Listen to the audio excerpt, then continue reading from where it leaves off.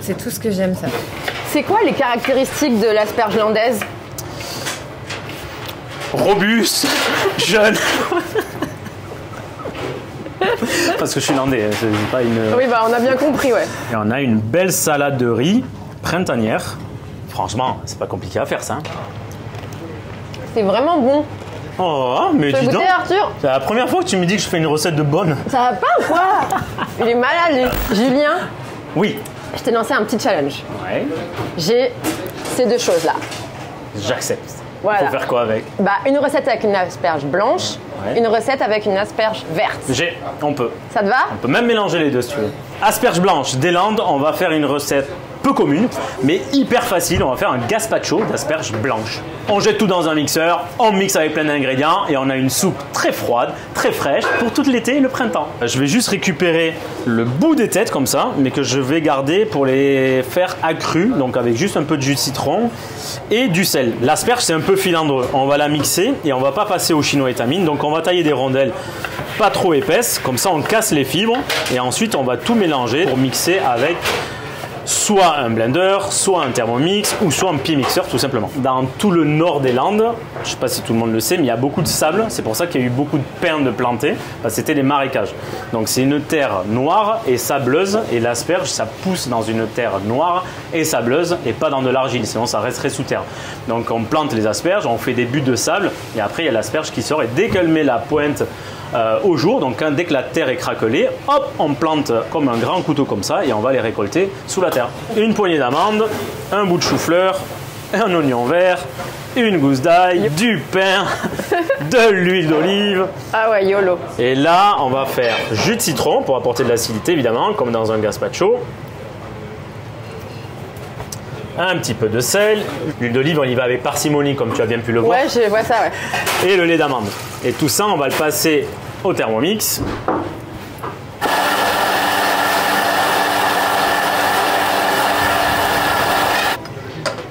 Déjà, la texture, elle est belle. Hein. Allez, tiens. Vas-y. Ah, tiens! On n'en avait jamais goûté un gazpacho d'asperges blanches. Hein. Non, c'est la première fois, c'est super Ah bon. oui, c'est bien hein, pour l'été. Et j'étais tout content de ma trouvaille, moi. T'as découvert ça où? C'est toi qui as C'est toi qui as inventé. J'ai un cerveau, mec. Hop. Et là, après, donc soit on le sert comme ça, mais en général, dans un gazpacho, on rajoute toujours un peu de condiments, de poivron et tout ça. Donc là, on va rajouter un petit peu les amandes qu'on avait tout à l'heure. On va rappeler tous les ingrédients en fait qu'il y avait dedans. Moi, je vais y mettre un peu de poivre de mignonnette parce que j'ai pas mis de piment tout à l'heure, mais j'aime bien les trucs assez relevés. Évidemment, un peu de piment d'Espelette, quelques crotons pour apporter un peu de texture et de croustillant quand même, un peu de pignon de pain des Landes. Et là, on va venir déposer toutes les petites têtes d'asperges, tu sais qu'on a fait tout à l'heure. Mais tu vois, vu que c'est hyper souple la tête, tu vois, je l'ai mis juste au citron comme ça, et ça va apporter une belle acidité au gazpacho. Quelques pétales en déco, ça va être pas mal, non?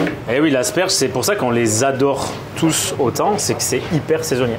Et il ne faut pas en manger l'hiver quand elles viennent du Pérou et de très très loin. T'as l'air... Non, t'es inquiète? Mais non, je suis pas inquiète. Non, mais en même temps, c'est vrai que c'est pas commun, donc peut-être que c'est pas bon. Je pense que c'est un vrai plat printanier. J'ai mis des glaçons aussi dedans, tu vois, pour le rafraîchir. Ah. On peut même en mettre plus. Mais t'as mis des glaçons dans le Thermomix? Ouais, dans le Thermomix. Ok, c'est délicieux parce Ouais. que moi j'aime bien aussi les croûtons et les asperges Oui. vertes que t'as rajouté. Je pense qu'il faut à tout prix avoir des condiments dessus. Mais on peut utiliser des crackers, on peut utiliser voilà, le bout des asperges, ce qu'on en a dans les placards, des graines de courge. Tu veux goûter? Allez, papa. On va voir ce que les gens savent. Tu vas voir ce que... Il a de la gueule, lui. C'est super bon. C'est bon, hein? Bon, tu vas me faire quoi comme recette avec l'asperge verte? On va faire en fait une salade de riz avec des asperges vertes accrues dedans, émincées, comme une vinaigrette avec plein de condiments, petits pois, asperges vertes, citron vert, citron jaune, un peu d'asperges blanches aussi, parce qu'il faut rappeler les Landes quand même.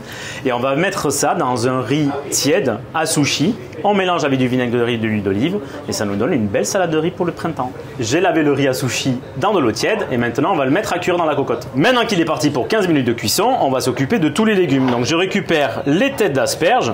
Donc celles-là, on va les couper juste en deux. Et après, tout le reste en biseau. Donc en gros, on va préparer une salade de légumes verts. J'ai petits pois, fèvettes, asperges vertes en biseau et les têtes. On va mettre une asperge blanche en biseau aussi. Du gingembre pour réveiller cette salade. L'idée, c'est d'avoir des tout petits bouts. Bien là, ça c'est de l'ail des ours, tu connais évidemment. Donc ça pousse en même temps que les asperges. Donc ça, c'est génial. On les marie très souvent. Donc c'est aillé évidemment, mais très doux. Donc ça, on va en tailler des gros morceaux comme ça, tu vois. Du sel fin, les zestes d'un citron vert et le jus également. Pareil avec le jaune. C'est quoi ton parcours culinaire alors? Comment t'as appris à cuisiner? J'ai appris à cuisiner essentiellement dans des 2 ou 3 étoiles, mais ça m'a saoulé, donc je suis parti ouvrir des bistrots après. Mais il y a eu un truc révélateur, c'était New York quand même, où j'étais chez Boulu dans un 2 étoiles. Mais lui, il a commencé à me faire bosser dans des bistrots. Et quand je suis revenu à Paris de New York pour bosser au Drouin, j'ai rencontré Yves Candebord qui m'a fait connaître et apprécier ce monde de la bistronomie. Et ce qui me correspondait évidemment beaucoup plus par rapport à ma région et les amis et ma famille que j'avais en bas. Donc je me suis lancé à ouvrir des petits bistrots. Donc là, elle est surassaisonnée, mais il ne faut pas oublier qu'on a 500 grammes de riz là-bas à assaisonner. C'est bon, j'en ai plein la bouche, c'est hyper bien. Il y a tout le gingembre qui relève, on a l'ail des ours. En remuant, on voit qu'il y a déjà plus d'eau au fond, ça commence à accrocher, c'est parfait. Pour moi, là, le riz, il est cuit. On va le mélanger. Et on va venir l'aérer en dehors du feu. Et on a une belle salade de riz printanière. Franchement, c'est pas compliqué à faire ça. Hein. Non. Est-ce qu'on peut utiliser genre du riz de Camargue, du riz basmati? Complètement. Mais je pense que c'est bien de le cuire un peu de la même façon.